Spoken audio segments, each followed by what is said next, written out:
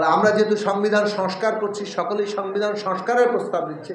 আগামী সংসদ নির্বাচন, জাতীয় সংসদ নির্বাচন একদিকে যেমন সরকার গঠন করবে, অন্যদিকে সংবিধান সংস্কার পরিষদের কাজটিও সম্পন্ন করবে। কাজেই সেইটাকে সংবিধান সংস্কার পরিষদের নির্বাচন হিসেবে আখ্যায়িত করা দরকার। এই কাজ যখন এগিয়ে চলছে, আমরা তখন দেখছি সেনাবাহিনীকে একটা মুখোমুখি দাঁড় করিয়ে আনার চেষ্টা করা হচ্ছে।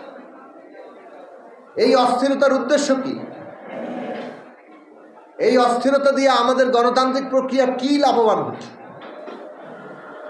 কাজেই আমরা প্রত্যেক পক্ষকে আহ্বান জানাই, বাংলাদেশের গণতান্ত্রিক প্রক্রিয়া যেটা চলছে আগামী নির্বাচন পর্যন্ত এই প্রক্রিয়াটা যাতে যথার্থভাবে এগোয় এবং একটা গণতান্ত্রিক উত্তরণে আমরা সবাই মিলে যেতে পারি, সেই দায়িত্বশীল আচরণটি আমাদের করা দরকার।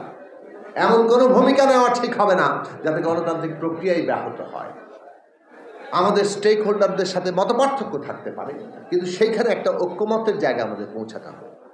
কেউ কাউকে কিছু চাপিয়ে দেওয়ার সুযোগ নাই। একটা অভ্যুত্থান পরবর্তী গণতান্ত্রিক পরিবেশে রাজনৈতিক সিদ্ধান্ত যা কিছু হবে সেগুলো তো প্রকাশ্যেই হচ্ছে। আলাপ আলোচনায় যে কোনো প্রস্তাব যে কোনো জায়গায় উঠতে পারে, কিন্তু সেই সব প্রস্তাবে কে কি অবস্থান নেবে তার প্রকাশ্য জায়গা আছে। আমরা যেমন আমাদের অবস্থান পরিষ্কার করেছি।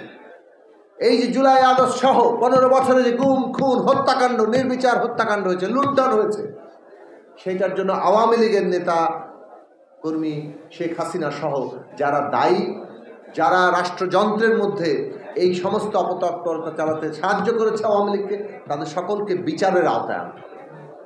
কেবল তাদেরকে নয়, দল হিসেবে আওয়ামী লীগ এই হত্যাকাণ্ডের দায় আওয়ামী লীগের কতটুকু সেটাও বিচারের আওতায় আনতে হবে। তার জন্য আইন প্রণয়ন করতে হবে। তারপরে আওয়ামী লীগের রাজনৈতিক ভবিষ্যৎ ঠিক হবে। এইভাবে নির্বিচার হত্যাকাণ্ড চালিয়ে গিয়ে কোনো বিচার ছাড়া তারা যেন কিছুই হয়নি এরকম একটি অবস্থা নিয়ে তারা রাজনৈতিক কর্মকাণ্ড চালিয়ে যাবে, সেটা তো জনগণ গ্রহণ করে না। কাজেই আমাদেরকে একটা গণতান্ত্রিক প্রক্রিয়া, ন্যায় বিচার হচ্ছে গণতান্ত্রিক প্রক্রিয়ার একেবারে প্রাথমিক ভিত্তি। যে সমাজের ন্যায় বিচার নেই সেখানে গণতন্ত্র হতে থাকতে পারে না। এই যে হত্যাকাণ্ড, আমরা যেমন 1971 সালে হত্যাকাণ্ডের বিচার চেয়েছি, যুদ্ধাপরাধের বিচার চেয়েছি, তেমনি জুলাই আগস্টের এই হত্যাকাণ্ডে আমাদের বিচার চাইতে হবে এবং সেই বিচারের প্রক্রিয়ার মধ্য দিয়ে বাংলাদেশের ভবিষ্যৎ ঠিক হবে।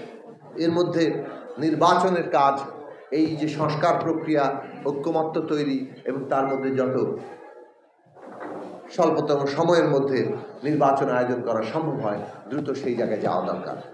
এবং